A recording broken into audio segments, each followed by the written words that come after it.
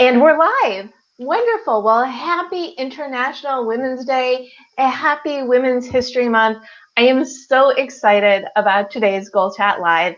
For those who do not know me, I'm Deborah Eckerling. I'm the author of Your Goal Guide, a roadmap for setting, planning, and achieving your goals, and founder of the DEB Method for Goal Setting Simplified.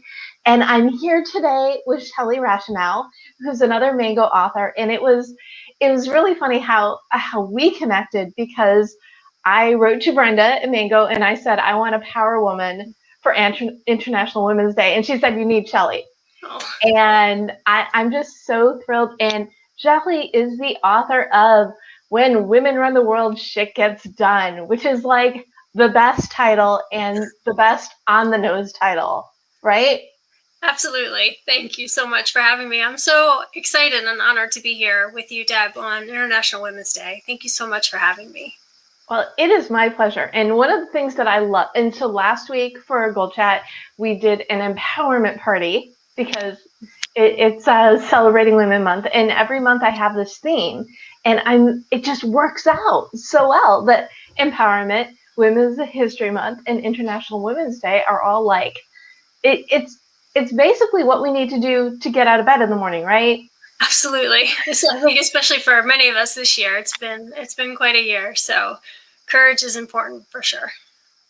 All right, so before we dive into the topic, and I will put the recap from last night's Gold Chat Twitter chat in the comments as well, because it was such a topic. Normally, it takes people a little bit, but I had a rush of people right away because the topic just speaks to everybody. So before we jump in, Shelly, why don't you tell us a little bit about yourself and how the book came about and how you became this like powerhouse women, let's help others type person extraordinaire. Sure. Well, my mom is really my biggest hero, and she's really been the inspiration for my books. When Women Run the World, Shit Gets Done is my third book of stories of just empowering and inspiring women. And my mom, my younger brother Gary was born. He was born in 1977, and he needed life-saving surgery pretty immediately. And the doctors actually advised my parents against the procedure. They said to my mom right after Gary was born, she said, "He'll ruin your lives.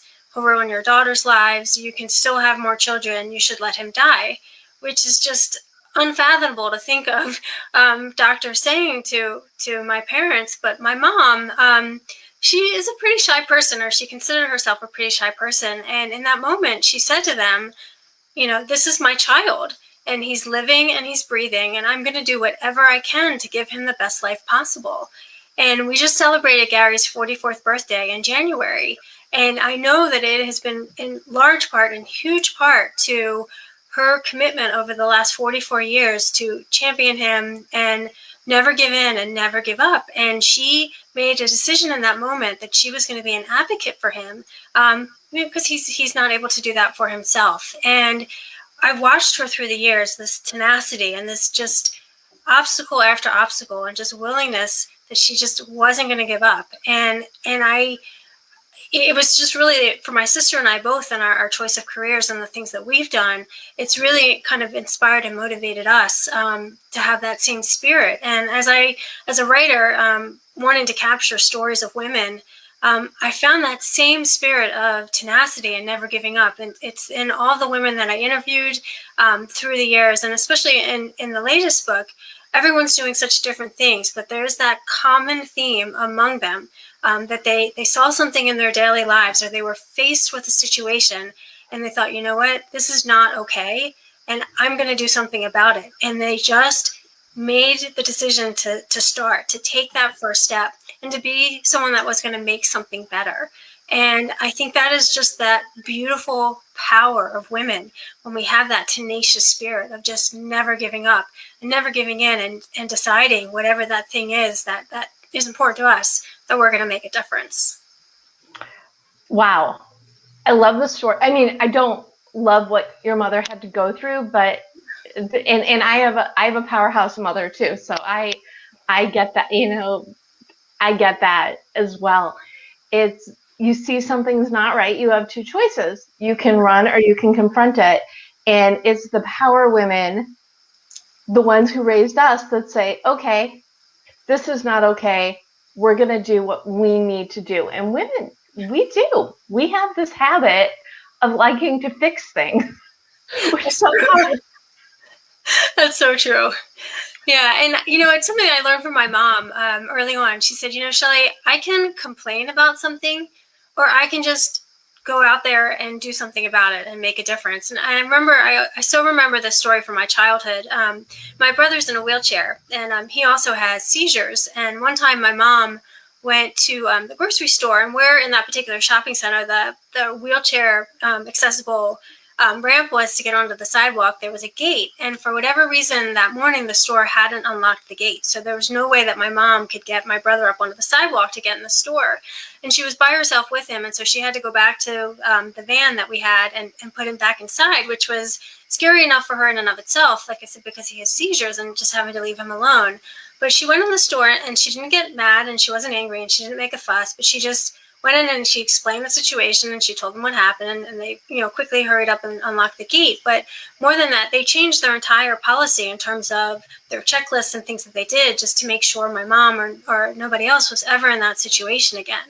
And I learned so much from her, from these little examples each day of ways that we can just handle the things in our lives and not get angry. And certainly there are plenty of reasons and plenty of times to get angry, but to just try and make it better. And that's really what I always learned from her and what I took from her. And she did more than that. Like, she would help other parents with disabled children just understand kind of what to expect, what to know about. She testified in kind of the local state house in Maryland when they were like looking to pass laws and why there might be a challenge for my brother, who was also visually impaired. And she just did a lot of very activist things to try and make things better for a lot of families with disabled children in our neighborhood and our community.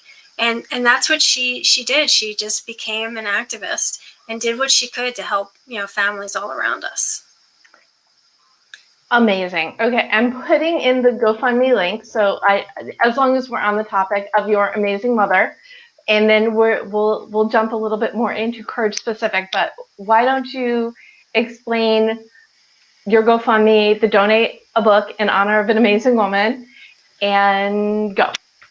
So one of the stories in my book is about the Women's Journey Foundation, which is an amazing nonprofit in Orange County, California. And they help at-risk girls and women and are just doing amazing work in the world. And part of, as I said, my inspiration for the book is really my mom. And I had this idea that I wanted, in the journey of writing this book, for me, I had the opportunity to write it really after a very challenging year personally, and the process of writing it was so inspiring to me. Just the stories of the women that I got to interview and the women that I researched, and I wanted it. It really empowered me after the year that I had, and I wanted to do the same for other women wherever they are in their life, to know that it's possible for each of us to take that first step and do what we need to do to move into whatever it is that's important to us, or whatever way we want to make a difference. And so I wanted to do something to honor my mom, who's she's had her own kind of challenges this year. And what I wanted to do is, in honor of my mom, I'm hoping to donate hundreds of books to the Women's Journey Foundation to help other women in need. And I'm inviting other people to join me for just $10 at my GoFundMe. I'll donate a book in honor of an amazing woman in your life, or in memory of a woman in your life as well. So I'm going to donate for my grandmothers and some dear friends of mine who have passed away. And I just want to create this wave of women honoring women, all to help women in need. And some of the books also, the Women's Journey Foundation will be giving them to Wise Place, which is a shelter in Santa Ana that helps homeless women. And so I really just see this vision of my book with stories that are just empowering and inspiring and meant to just help women and help all of us just do our part and make a difference and get back on our feet. And I just want to create this huge wave and just really help women. So I just invite everyone. There's no donation is too small. I have this vision of being able to give them hundreds and hundreds of books, and it just means so much to me. And for my mom, who knows that I'm doing this, it really means a lot to her too. So it's just to honor her. She she's the most remarkable woman. Wow. And we have an awesome from Lorraine, who's part of my Right On community. So thank you so much for watching. We appreciate that. And if you're here and you have an awesome woman that you want to honor, please share them or tag them, or if you just want to say hi, we appreciate you being here. And stories of what I think is, well, I think a lot of things are really cool, but it's when you see other people, and it's kind of how I got into goal setting, is when you see people reaching their goals, it makes you want to do it. So the same thing with stories. When you see people succeeding, it's so motivating. It's like, oh, if this person can do it, I can do it. So what you are doing by sharing, I know storytelling goes back, to the beginning of time, but when you can make personal connections to stories, when you see yourself in the stories or others around you, I think that's like bonus powerful. Don't you agree? Oh, I absolutely agree. And one of the things and the reasons why I picked the stories that I picked in the book is everybody's sort of at a different stage of the journey. So it's not that everyone has already made it to the end. And I think that's helpful when you're just getting started or you're in the middle of the journey yourself. And so, for instance, I've written about a group of female firefighters based in London and Wales. They're called the Antarctic Fire Angels. They're these amazing women. One, I mean, to me, just the fact that they're firefighters, that they've chosen that career to put their lives in danger to help us, and that in and of itself, I'm so inspired by them. But they're on this mission to, in 2023, do a record-setting trek across Antarctica. I think it's just over 1,000 miles, and they're doing it, one, to bring awareness to mental health among first responders, which is a huge issue and can be for firefighters and first responders. But they also want to show young girls that we're strong and powerful, and we can be anything that we want to be. And they're in the process, they made the decision to do this in 2019, and then of course the pandemic hit, and so a lot of their training and other things that they've had planned, they've had to sort of figure out how to still train and do the things that they need to do, but they are on track and just doing everything that they can to be ready to go in 2023. And they're speaking to schools and classrooms now, and groups of girls and women, and just doing things to spread their message now. And I think that's just so important as each of us find that thing that really matters to us. I always say, I don't think people are necessarily born activists. I really believe we see something in our daily lives, like my mom, the experience that she had, or the Antarctic Fire Angels as firefighters, or another woman that I wrote about in the book, Dr. Stephanie Bonney. She's a trauma surgeon. And I don't know if you remember, a few years ago, there was a mass shooting in California at the Borderline Bar and Grill. And just hours before that happened, the NRA sent a tweet out, and they basically told doctors and surgeons that they shouldn't, they should stay in their lane and not have any part in the conversation about gun violence. And as you can imagine, a lot of doctors were upset because they try and save the victims of gunshots every day. And doctors started, they just used this hashtag, stay in our, this is our lane. And they just started tweeting some of the experiences that they had, including Dr. Stephanie Bonney. And she wrote about how, like her lane was a woman that just wanted to be able to lay next to her husband one more time before they had to take him off of life support, and before she had to tell her kids that their daddy wasn't coming home. And she wrote about, a woman shot in a moment of rage by her partner, and the woman lived because the baby stopped the bullet, and obviously the baby didn't survive. And all of these doctors started to share this experience, but it grew into this movement where over 40,000 doctors signed this open letter to the NRA, asking them to come together and join in this conversation to help end, unnecessary gun violence, help have common sense gun laws. Well, they haven't heard anything back yet, but they're still working on it. Their Twitter account at This Is Our Lane now has over 40,000 followers. And that's the thing, is I think we see something in our lives and we just think, this is not okay, and I'm going to do something about it. And I think that's where we have that courage to take that first step, even if, wherever the end of the journey may lead us. We'll never get there if we don't take the first step. And so what I love about the women in the book is no one sort of reached, quote unquote, the end of their journey. They're just taking those steps and whatever it brings every day to try and make things better. And that's what so inspires me about all of them. You really transitioned nicely back into the topic. And really, you need courage to take the first step. So Yes. what is courage? Oh, that is such a good question. And I was thinking about that too. And I think for me, it's a willingness to take that step no matter what. No matter what someone might say, no matter who may tell you otherwise. It's a willingness to try. Because at the end of the day, I mean, I remember I shared this with Brenda not long ago.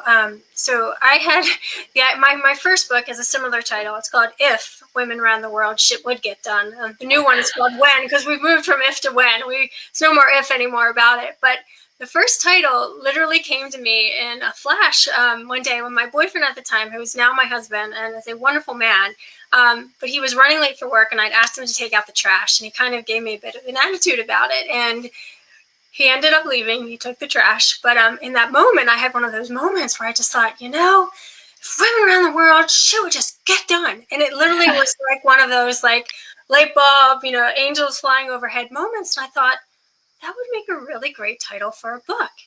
And I think I'm going to write that book. And at the time, I didn't have an agent. I still don't have an agent. I just had this title and this idea of writing a book celebrating women. And my mom, like I said, is just, I always think of her. And I just wanted to write a book of stories of women doing amazing things. And I had so many people say to me, how are you, you'll never get a publisher without an agent. You'll never do this. You'll never do that. And I thought, well, I'm never going to do anything if I don't try. And so I ended up finding Brenda, who was at Canary Press at the time, completely through a different connection, a woman who had a shop at the LA Mart that had a book section.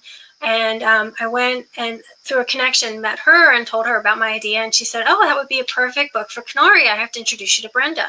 And that's how I met Brenda. And I still to this day don't have an agent. And I've had my third book come out.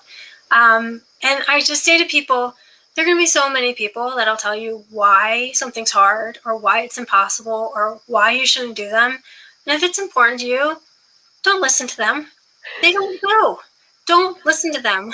If something is in your heart, if it really matters to you, it's there for you for a reason. It's come to you for a reason, and it's nobody else's business. I think it's Dr. Terry Cole Whitaker has a great title. It's like, what you think of me is none of my business. Something to that effect, which is another great title of a book. But I've thought of that often, and because there will always be people that will tell us why we shouldn't do something, why we're not good enough, young enough, old enough, any of those enoughs, and they're all crap. Don't listen to them.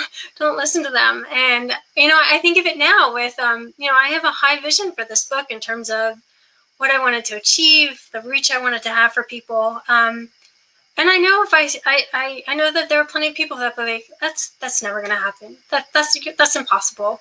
But you know what? I've been told many things in my life have been impossible, and I've done them. So I think we just keep going and don't listen to anyone that, that doesn't believe in what you can do and what is true for yourself.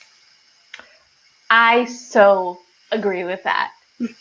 So, and we were talking before we went live, the D and the DEB method is determine your mission. So when you know your mission, whether it's for you, for your life, for your project, if you use that as your compass to move forward, it's really easy to blast through the nose because you have passion and fuel behind what you want to accomplish. And I think when I answer this question about what courage is, it's moving forward in spite of or because of the challenges that arise. But absolutely. I couldn't agree more. Well, we're going to have a really boring conversation. We're just sitting here agreeing with each other, which is awesome. But and you are the one who said, because we were going back and forth, what should we talk about for International Women's Day? And you said courage, and I said yes, bingo, ding, ding, ding, ding, ding. And this is why, yes. I think so. I mean, and I think about a lot of why I decided to write this book now in many ways. Because my first two books were out in 2006 and 2009, so there's definitely been a gap, between the second and the third. but when I look at everything that's happened over the last few years, from the Me Too movement to the women's marches and just women around the world just standing up and saying to so many things around the world, from you know, patriarchy to inequality to equal pay to so many discrimination, so many things that women are facing and women are dealing with. There is that energy, that collective force, that collective power, I feel like, that is just palpable right now, where there's just this wave of women really saying enough is enough is enough is enough. And I think, I think back to the first Women's March in 2017, and just the courage of all of those women that just felt the need to do something.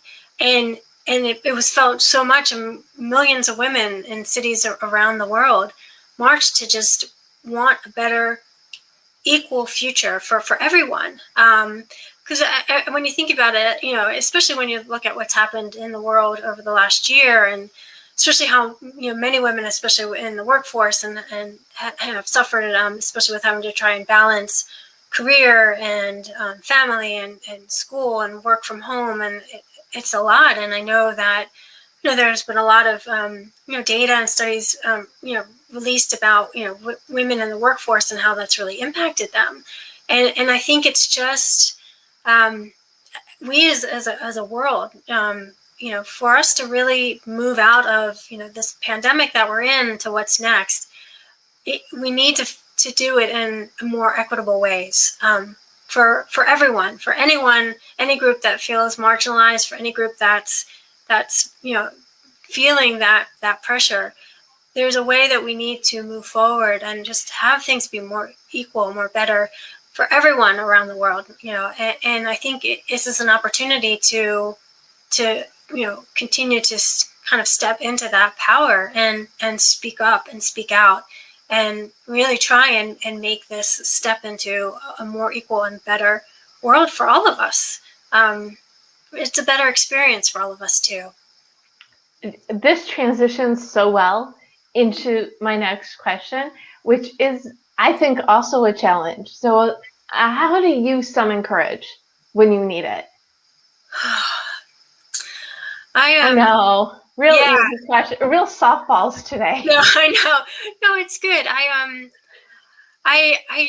try and get quiet, and really kind of quiet my mind, and I talk to myself first, and I just remind myself of I think about my mom. It's funny because I talk about her a lot, but I think about everything that she's gone through, and I think about it with my story about writing the book, and all the times that people told me I shouldn't do it, and should I give up, and those days where you're sitting at the computer and nothing's coming, and I thought, I'm just trying to write a book. I think about what my mom went through with raising my brother and essentially saving his life. And I just thought, I'm just writing a book. Like, think about things that other women are going through and have gone through. And I think if people can have the challenges that they're having, then I can do this. And that really motivates me. That helps me inspire courage. And then I also, and I think this is important for all of us, I have friends in my life that support me through anything. I can call them and I can say, okay, I need some help, do me up a little bit. And, and they'll remind me of, what I've done and why they believe in me. And it helps me remember to believe in myself. And so I try and, use that kind of inner motivation. I think about the people in my life who inspire me, and then I call those friends. And I think it's so important for all of us to have one or two people in our lives that know us, that we can share anything, our deepest fears, our deepest concerns, and they love us no matter what, and they support us no matter what, and they will tell us in any moment, the darkest of times, why we'll get through it and how much they love us and that they believe we can do anything. And I think hearing that, those baby steps are much easier to take. And and that's really how I summon courage. It's in those moments when I really need it. That's wonderful. Lorraine says totally inspired. Thank you. Oh, Completely agree. It is very motivated when you look around and say, oh, that person did that. yeah. Oh, piece of cake, what I'm trying to do. So to keep your life in perspective, but what you are doing is important. Every step, I think, on the journey is important. Yeah. And it's important to also celebrate all the steps, all the good, courageous things that you're doing when you're working towards those Oh, goals. I couldn't agree more. I think the reward system is always great. I personally love chocolate, chocolate biscuits, and a good cup of tea. My husband's English, so those are always a favorite. But no, I think it's really important to recognize the little steps and know that and see them and celebrate them. Share them with those friends that I mentioned. Share them with yourselves. Treat yourself to something. Walk outside. Whatever it is that thing that makes your heart sing. Because it takes courage, especially to pursue a dream or to make a difference. It takes courage. To face naysayers or challenges. It really does. Oh, It's so not easy. true. It's not always easy. And I think when we can recognize those baby steps that are achieved and celebrate ourselves and honor that, it helps us to keep going. It's amazing. Some of the women that I write about are actually young women, and that particularly inspired me. That they're just that tenacity at such a young age. Two of them are two young girls from Bali, Malati and Isabel. They at 10 and 12 heard a lesson in school about people like Gandhi and Nelson Mandela and Lady Diana, and they asked themselves, well, what can we do, to make a difference? And in their community, Bali at the time, there was a lot of kind of plastic litter in the oceans, and they thought, well, maybe we can start a campaign to ban plastic. And they started with beach cleanups and other things that they did, and they tried to they did an online petition, and then they had this idea to do a hunger strike, which their parents got to a compromise of just a period of fasting during the day. But that actually caught the governor of Bali's attention, and they had a meeting with him, and the governor promised to ban single-use plastics, and while that governor didn't, the next governor did. And so not only did Bali ban single-use plastics because of their efforts, they now have an international organization called Bye Bye Plastic Bags, and they're in 25 countries around the world. And they started at 10 and 12, and they've now spoken at the UN and like other big stages around around the world. And I also, I think about Greta Thunberg a lot. She at such a young age decided to do her Friday strikes for climate. And the very first one she did, she was the only one. And slowly, a few people showed up, and then thousands and tens of thousands. And in 13 months from that first strike where it was just her, there was a global climate strike with 4 million people. In 13 months, one person to 4 million. And I think at a young age that she did that. And to me, that is just so inspiring and so remarkable. And I think I look to stories like that, and I think of these young women, just so in their power, not letting anyone tell them no. And that gives me courage when I sit and think, who am I to do this GoFundMe? Who am I to say I want to be a #1 New York Times bestseller? Who am I to say I want to sell over 1 million books? But I want to do it because I want to reach that many people and inspire that many people. And I think, I'm sharing this here now, and it scares me to say that because I feel like there are all those people going, she'll never do that. But if I don't say it, if I don't own it, if I don't claim it, if I don't say it, it matters to me. I want to do it for my mom. I want to do it for all the women out there that are doing these amazing things. I want to do it so I can write more books and tell more stories about more women. I want to do it because I want the world and women all over the world to be empowered, especially in places where it's so much harder for women to even speak out, to even feel safe telling their parents that they want to go to school, to not you think about childhood marriage. I mean, there are so many things where women and young girls around the world have to go through. I want to be part of a movement, and the movement that's happening that can change that. And I can have courage to share that big vision. And it scares me. I haven't really said that publicly. My husband knows and my friends know, but I've never said that publicly. And now I've just done it on Facebook Live. So here we go. Amazing.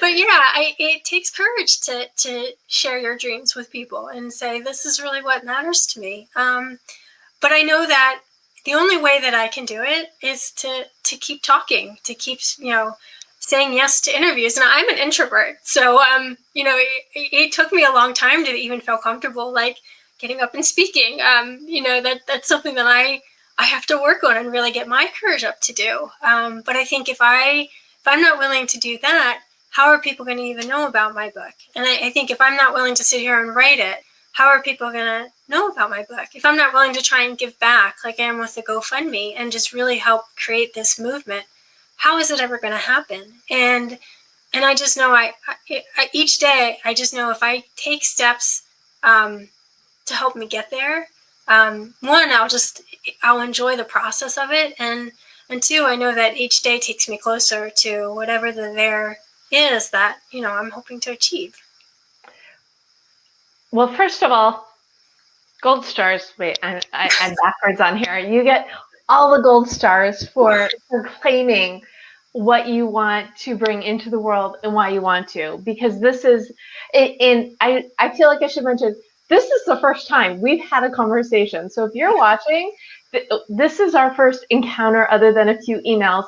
And you are completely speaking my language. You don't know how much. Because if you want, because I talk about the goal path and you're on the become a known expert, and we go back to the purpose, you're doing it to help others, to spread the message so more people do good. So you are doing great. I'm going to give you another gold star because Thank you.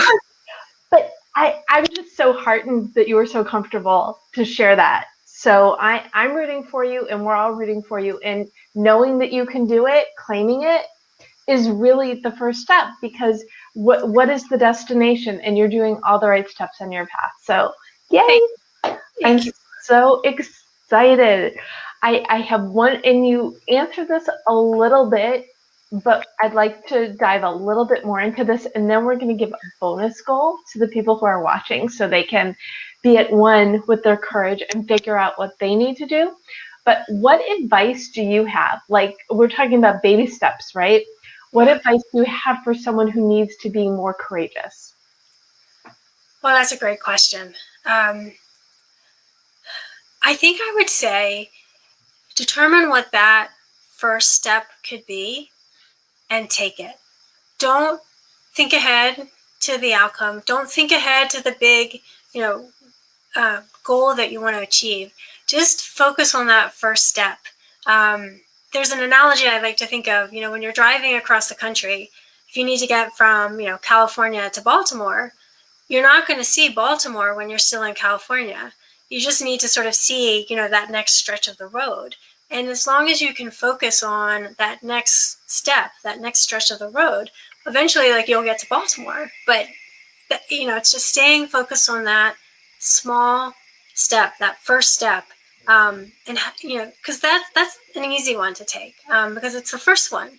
And when I say easy, it's easy in the sense that it's not, it's not the big one. Don't worry about what the result will be. Don't worry about even where you end up. Just be willing to get in the car. Be willing to start the car. Be willing to back out of the driveway.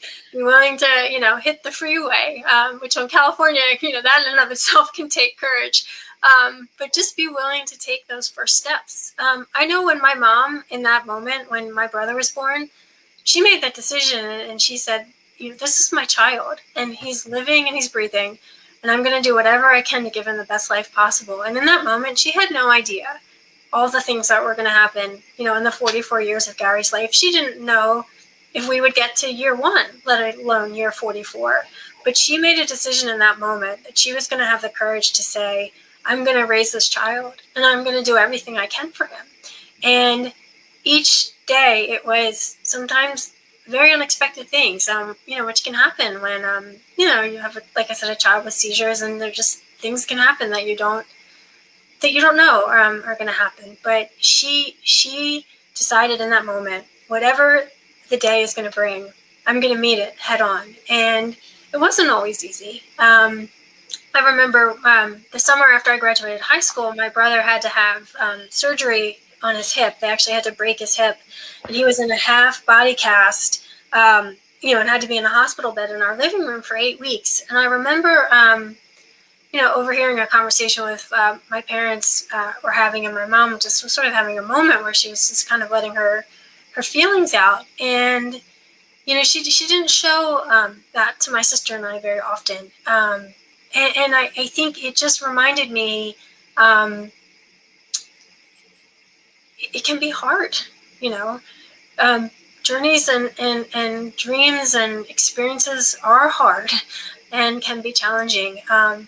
But it's just having that courage to say, I'm going to do what I can. And some days, honestly, and I think, this year has been a hard year for a lot of us. I mean, some days getting out of bed takes courage. There are a lot of people have lost loved ones, and my parents and my sister and my brother-in-law and nephew got COVID in the fall, and my dad was in the hospital for over 2 weeks. He really thought that he was going to die, and there's a lot of a lot of challenge in this year that a lot of people have had, from losing jobs to losing loved ones to losing homes. And it's not the easiest thing sometimes to deal with, just what life is throwing at us. But I do know this, from everything that my mom has taught me, and just and from my own life, and I believe this, I truly do. We always have a choice. We can complain, and trust me, like, there's a good moan sometimes is needed. You need to get it out, and but once that's done, we have that choice where we can just say, all right, what can I do in this moment to move forward? What can I do in this moment, if need be, to make myself feel better? What can I do in this moment to make a difference? And I think about often something I always say, when you think about everything happening in the world, it can feel overwhelming to try and think, who am I to try and make a difference? Who am I to make something better? But I always say, each of us, none of us can do everything, but each of us can do one thing, whatever it is, that thing that's in our daily lives, or that thing that's really important to us. Each of us can do that one thing each day to try and make a difference, even if it's for ourselves, if it's for one other person in our life. And I think about that collective force. If each of us just took that step, did one thing each day, and a positive energy to make a difference, that in and of itself, that collective force really would change the world. And I think we can all do that together. I think you just gave the bonus goal, which is to do one thing each day to make a difference. I tried to capture everything you just said, and I completely agree. We have a choice. We can run. Oh, actually, we can run, we can hide, or act. To run away from or run toward. And the thing that I want to call back to, you were talking about at the beginning, the ramp, that because the ramp was not out, and because your mother spoke up, she changed their rules, and as a result changed how they do things and helped other people's lives. And the point that or one of the points I think you're making is, you don't know what's going to happen based on things that you are doing. Yeah. And it's so true. And I think that's why, when we can take those steps, and we can find that inner courage ourselves, and take a step to do something that makes a difference, because we don't know. I think, when the girls from Bali decided that they wanted to ban plastic, if you had told them when they started that, a few years from now, you're going to have an international organization, and you're going to be in 25 countries, and you're going to have spoken to the UN, and you're going to have done a TED Talk, and you're going to have spoken at Davos and doing all these things, they might have gotten, well, maybe they might not have gotten scared. They're very courageous, but it's hard to believe. And that's where I think, that each step tends to build on itself. And so the things that, the steps that we take each day that happen, say, a year from now, we might not even be able to imagine them now, but they're possible because of the steps we've taken each day. And I think that each with each step, I think we can gain a little bit more courage and prove to ourselves that we could do something that maybe we believe we couldn't have done before. I know that's true for me, especially in the writing of these books. I just, I said to Brenda, 15 years ago, I was a writer with a title and a dream. And here I am 15 years later, I have, a third book just hitting the shelves. And, if you had told me 20 years ago that I would have done that, I don't know that I would have believed it would have been possible. And it was just making the decision to take each step. And I think that's how we get through these journeys of our lives. And change is scary. Change is very scary, and I think big decisions, especially, can feel scary. But that's why I always say to start with the first step, because you have a choice in that moment to do nothing or to take a chance. And why not take a chance? Because I always say the worst thing that can happen is you took a chance and you learned something, and it's never a failure to try. No matter what anyone might say, it's never a failure to try. And don't, if somebody tells you otherwise, don't listen to them. They're on the pizza list too. Just try, because you have nothing to lose and potentially everything to gain, and people that will be impacted, and you may never know, but it really does matter. I'm just putting because I'll do a recap of this, but I always want to capture the nuggets, and we have, and Lorraine and I basically wrote the same thing, which is nothing beats a failure but a try. That makes sense. Or when you try, you have everything to gain. It's never a failure to try, and you don't know. That's the bottom line of it is you don't know. Yeah. And so the bonus goal is to do something little courageous every single day.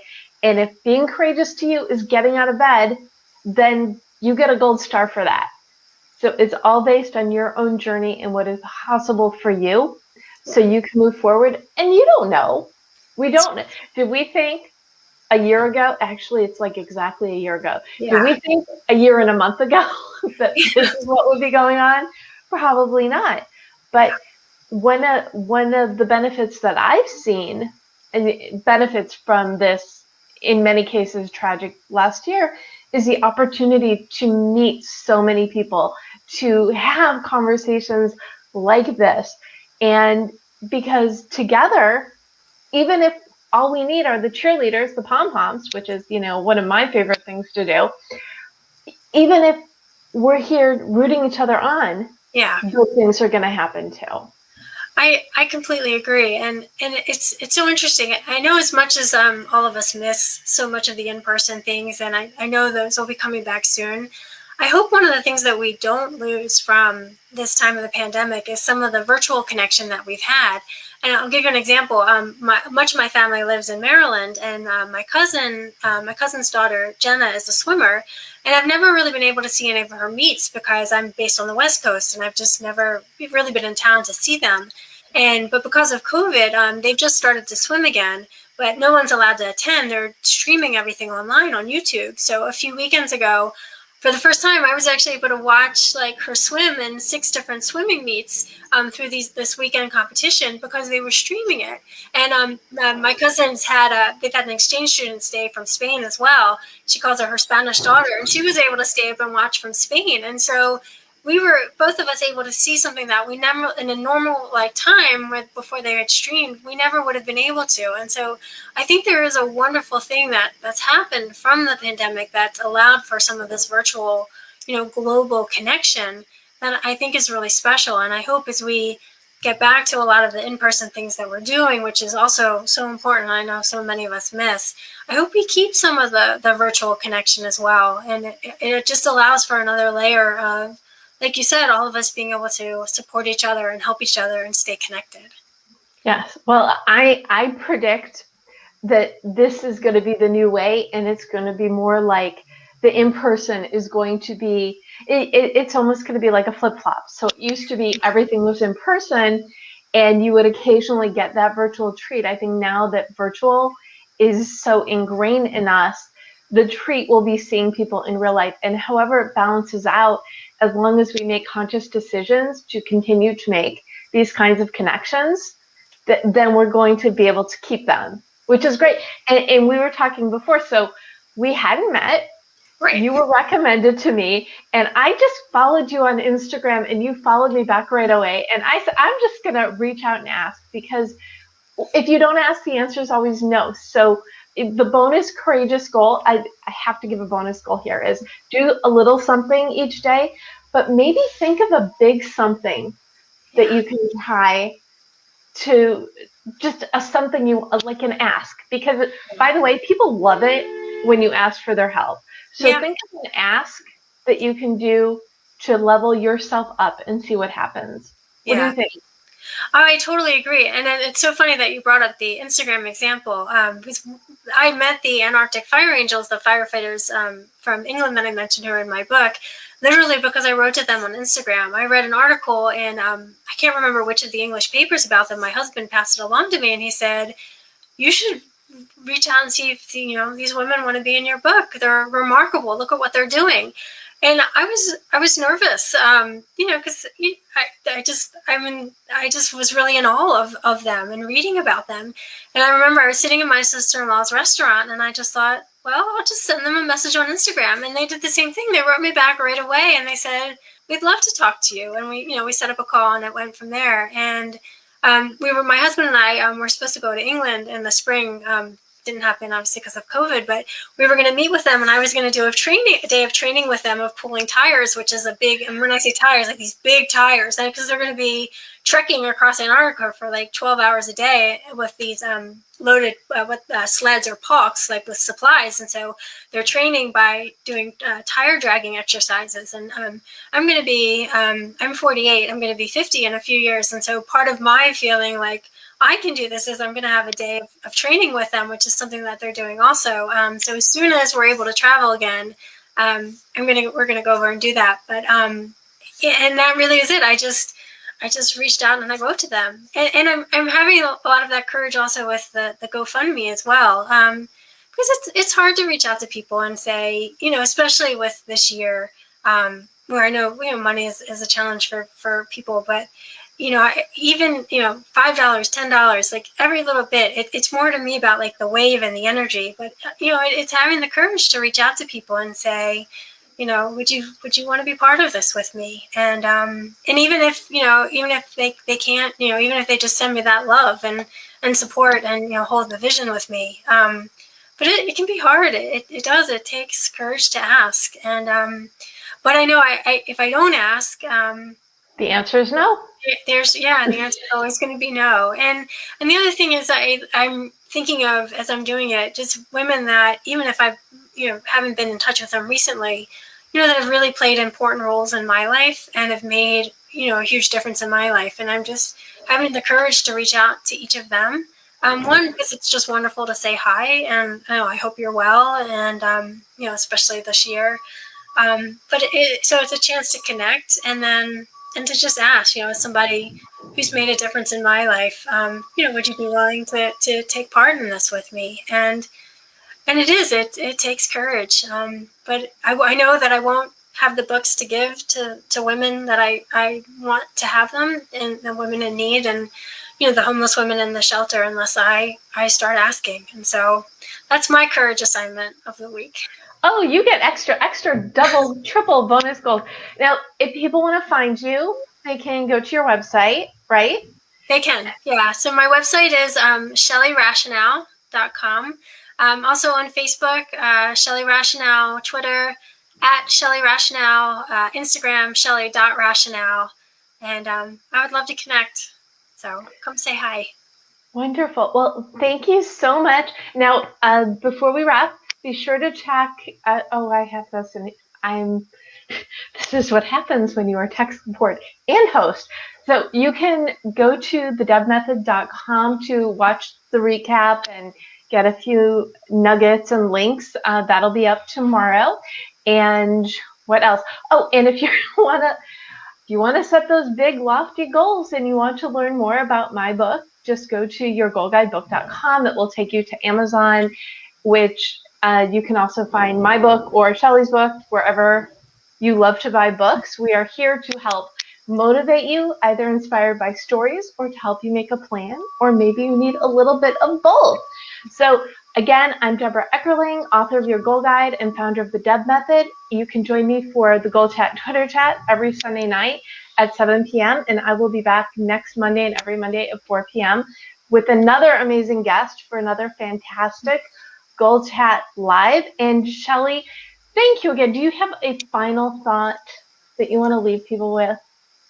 I would just say, take that first step. Whatever it is that's important to you, whatever matters to you, you can do it. Don't listen to anyone that tells you you can't, and just take that first step. And also, I just want to say, Deb, thank you so much for having me. It was just wonderful to be here, and especially on International Women's Day. Well, and thank you for joining me. You have no idea how much we have in common. So we're going to have to chat more, dive deeper, because especially you don't realize this, but you just said my favorite phrase, which is remember, whatever your goals are, whatever your dreams, have the courage and remember that you can do it. Yes. So there you go. Thanks again, everybody. Thank you for watching, and go on out there and make a difference. And if you don't have enough courage, realize that we're here cheering you on.